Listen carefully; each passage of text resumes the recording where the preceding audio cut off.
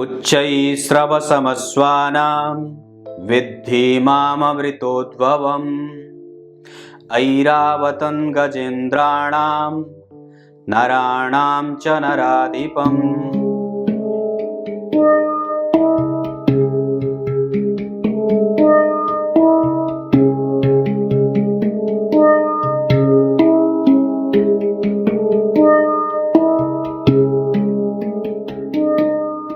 दर्शकों नमस्कार, एक बार फिर से उपस्थित हूं आप सबके सामने गुरुवार के कार्यक्रम में। हो सकता है आप गुरुवार को ना देख रहे हो, पर ये गुरुवार को आप लोगों के सामने आ रहे। तो मैं ये उन लोगों के लिए बोल रहा हूँ जो पहली बार मेरे कार्यक्रम को देख रहे हो। तो मैं आपको बता दूं, 16 संस्कार पे मेरे कार्यक्रम अलग बने हैं। आप मेरे चैनल पे आए हैं तो वहां जाकर के कम से कम, मैं बाकी के अन्य कार्यक्रम को देखने को तो नहीं कहूंगा, भले कहें ना कहें, पर आप जाकर के प्लेलिस्ट में 16 संस्कार पे अलग अलग कार्यक्रम बने हैं, उसे जरूर देखिए, ताकि आप अगर मुझे पहली बार देख रहे हो तो कम से कम अपने 16 संस्कारों को समझ सकें और उसे जान सकें। बाकी और कोई बात नहीं है। आज मैं आप लोगों के सामने 3 ऐसे स्टेप लेकर के आया हूं जिसे हम समझ लें तो गर्भाधान उत्तम होता है और बहुत ही स्वस्थ और पुष्टित गर्भ को जो है वो उसका मार्ग प्रशस्त करता है।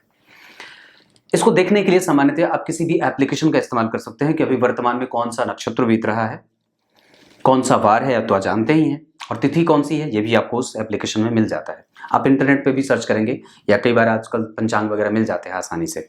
तो मैंने यहाँ पे सारणी बनाई है। रोहिणी नक्षत्र में, मृगशिरा में, पूर्वा फाल्गुनी, पूर्वाषाढ़ा, पूर्वा भाद्रपद, आर्द्रा, पुनर्वसु, पुष्य, हस्त, चित्रा, स्वाति, विशाखा, अनुराधा, श्रवण, धनिष्ठा, शतभिखा, उत्तरा भाद्रपद, उत्तरा फाल्गुनी, उत्तराषाढ़ा और उत्तरा भाद्रपद, ये नक्षत्र बीतने चाहिए।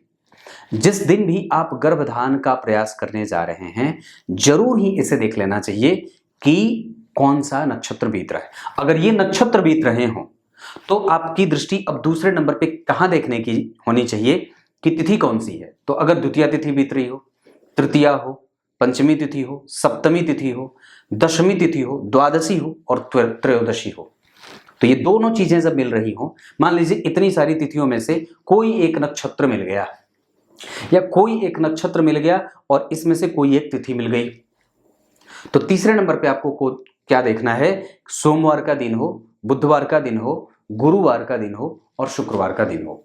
ये 3 चीजें देख लेनी है और उसके बाद आप गर्भाधान का प्रयास कर सकते हैं। इससे उत्तमोत्तम संतति की प्राप्ति होती है।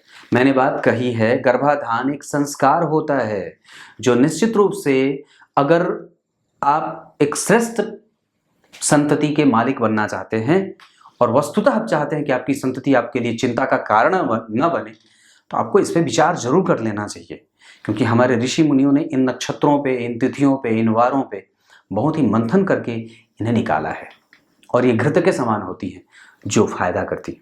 आपको इस पे जरूर ध्यान देना होगा।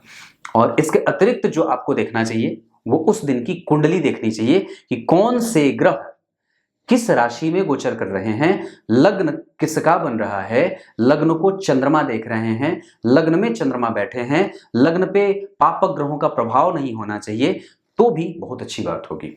या जिस समय प्रयास किया जा रहा है उस समय कौन सा लग्न बीत रहा है। अगर ये तीनों चीजें मिल रही हो तो भी प्रयास किया जा सकता है।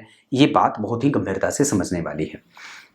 अब तो यही बात थी, छोटी सी बात थी, सोचा आपको बता दूं। बहुत दिन से लोग कह रहे थे पंडित जी गर्भाधान पे कार्यक्रम लेके आइए। बस यही, आपको ये सारणी लिख लीजिए कॉपी में और आप जब भी उपयुक्त समय हो तो इसको फॉलो कर सकते हैं। अब आइए गीता जी के श्लोक का अर्थ बता देता हूं। गीता जी के 10वें अध्याय के 27वें श्लोक में भगवान ने बात कही है, घोड़ों में उच्चैःस्रवा घोड़ा मैं हूं। हाथियों में, जो समुद्र मंथन से निकले थे सब, हाथियों में ऐरावत नाम का हाथी हूं। और उसके बाद मनुष्यों में कौन है भाई? मनुष्यों में जो आपका राजा है ना, वही वो भगवान है। मनुष्यों में राजा वही, पर वो राजा नहीं जो ध्वस्त करने में भरोसा करता था, औरंगजेब नहीं, मुगल शासक नहीं, वो राजा, उसमें देवता नहीं विराजते थे। अगर वो देवता विराज रहे होते तो निसंदेह उनका लक्ष्य किसी भी तरीके से मानवता को नष्ट करने में नहीं होता। अगर वो उनके अंदर दैवत्व का गुण होता तो निसंदेह वो अपने आप को पूजित करने वाले नहीं कहलवाते, या फिर उनके ऊपर आज भी गर्व करने की बात होती। जिस तरीके से हम मराठा साम्राज्य के ऊपर, जिस तरीके से हम महाराणा प्रताप के ऊपर, जिस तरीके से हम अन्य भारत के, दक्षिण भारत के और अन्य ऐसे राजाओं के बारे में, अन्य ऐसे संतों के बारे में जानते हैं, अन्य ऐसे विभूतियों के बारे में जानते हैं जो निसंदेह अपने श्रेष्ठ कर्मों के लिए जाने जाते हैं, न कि किसी भी तरीके से मार और काट में, जो कि तलवारों के दम पे अपने प्रभावों को विकसित करने में विश्वास करते हों। निसंदेह उन राजाओं की बात हमें नहीं करनी चाहिए और उनको जरूर ही फाड़ करके वो पेज फेंक देना चाहिए जिसके जो अक्षर हैं वो काले हों, जो किसी के रक्त से रंजित हों और जिसके प्रभाव में जो तब तक राजा बना रहा जब तक उसके तलवार के डर बने रहे। जैसे ही उसके तलवार और उसकी बूढ़ी संतति वो बूढ़ा हो जाता है, उसका डर खत्म हो जाता है। ऐसे किसी भी राजा के बारे में न तो अपने आने वाली संततियों को बताइए, न तो उनके बारे में पढ़ाइए। और अगर ऐसी बात है तो निसंदेह आप लोगों को सरकार से मांग करनी चाहिए कि हमें उचित और सही इतिहास पढ़ाया जाए, जो कि आपका अधिकार है। क्लियर है?